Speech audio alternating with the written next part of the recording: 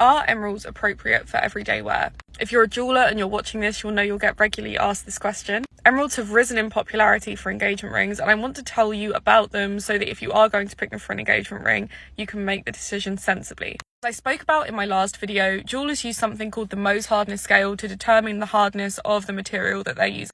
Diamond is the hardest at 10, and then sapphire and ruby sit at 9. Emeralds are a 7.5 to 8 on the Mohs hardness scale. Ideally, if you're going to wear a ring every day, i.e. an engagement ring, you don't want the stone to be below 8 in hardness. As we can see, emerald slips slightly under that idealistic 8. The thing that actually makes emeralds risky isn't so much its hardness as it is its inclusions.